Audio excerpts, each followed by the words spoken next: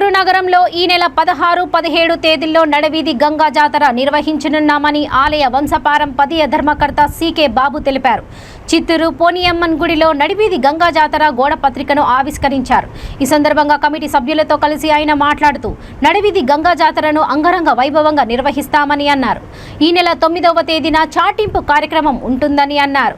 16వ తేదీ అంకురార్పణ కార్యక్రమం నిర్వహించి 17వ తేదీ అమ్మవారి ఊరేగింపు, ఓం శక్తి భక్తుల విన్యాసాలు ఏకకాలంలో జరుగుతాయని తెలిపారు.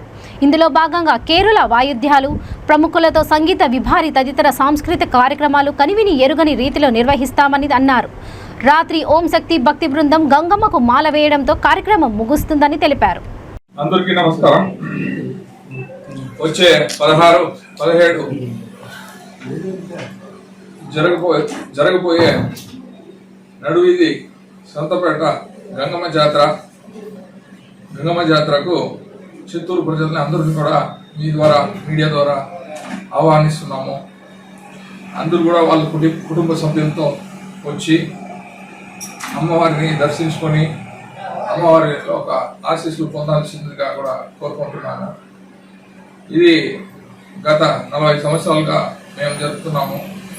కానీ ఇది 300-500 సంవత్సరాలు అంటారు.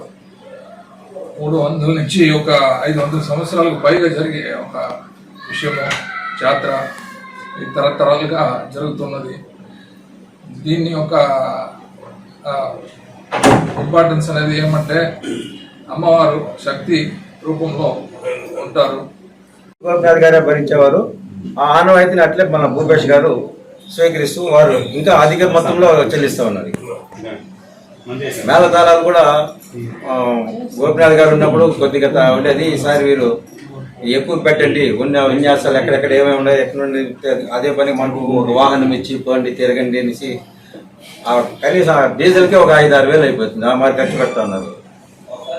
ఈ చెక్క భజన అయితేమి, కోలాటాలు అయితేమి, వీళ్ళకంతా వాళ్ళు ఏ మారుమూల గ్రామాల్లో ఉంటారు.